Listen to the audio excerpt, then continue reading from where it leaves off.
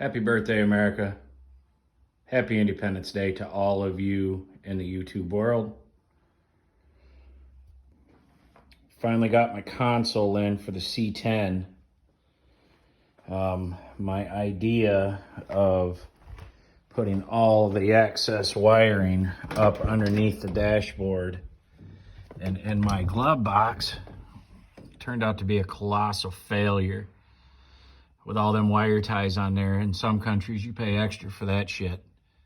So it works, it does get us down the road, but it is definitely not the final solution. That is a fucking mess.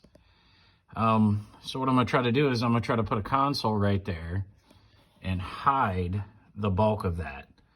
And if I can put relays, fuse block right there, that piece right here, if I can get that in there, if I can get the engine module, the ECM, which is currently in here, in there, that ground block right there, I may leave out just to save room, kind of keep things a little safer. But that mess right there has got to go. My wife doesn't like it.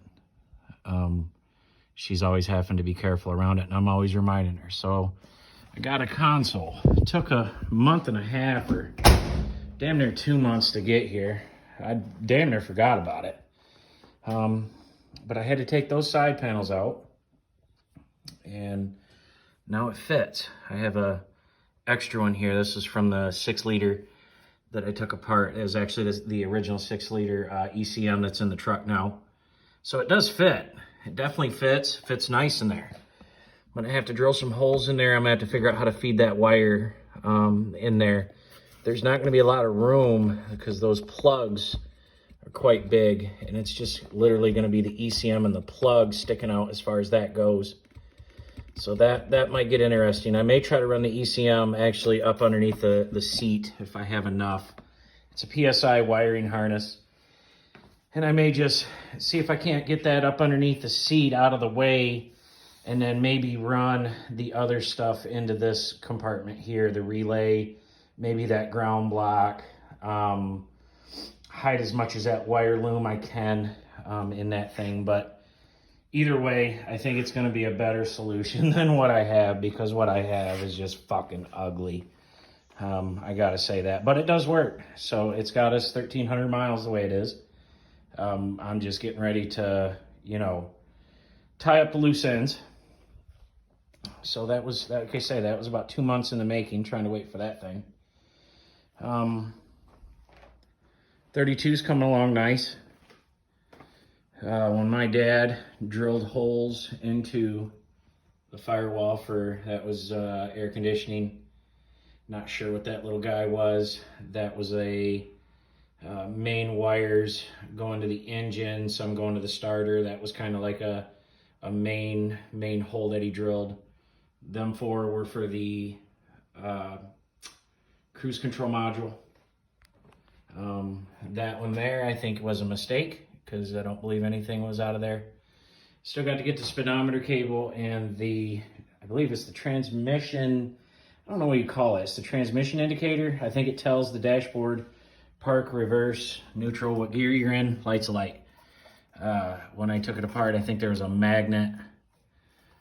I think right here. No, I guess I must have right here. So you can kind of see a scratch mark where there was a magnet.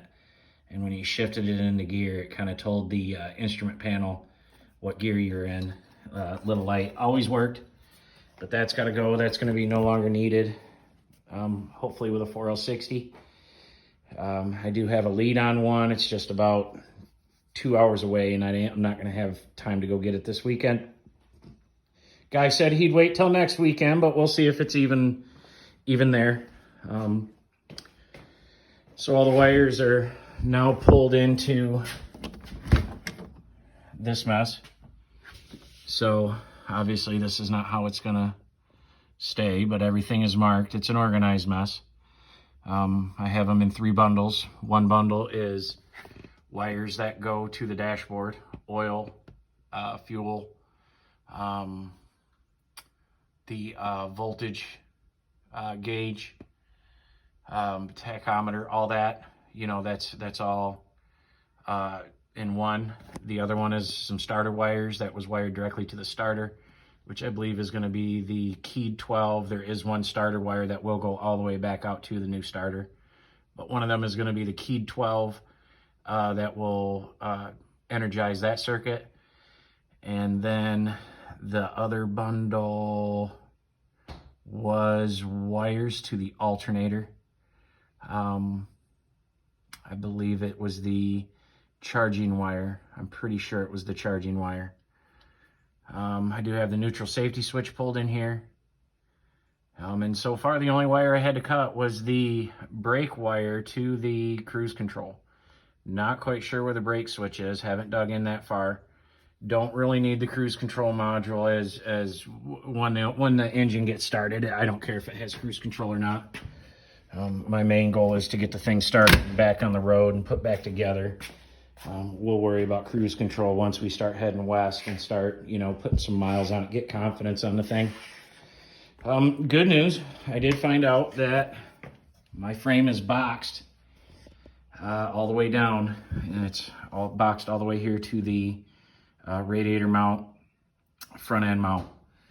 That cross member pretty much is not needed. So if I go to fit the 5.3 in here and that cross member's in the way, I may be able to just cut that right out. If the motor mounts here, port and starboard, driver side, passenger side work, line up, then good to go. But if that cross member is in the way, that can come right out because we are boxed and we have the Mustang 2 front end. So that cross member there welded is also giving us support. We got the transmission mount back there, and then we got the ladder bar mount even further back.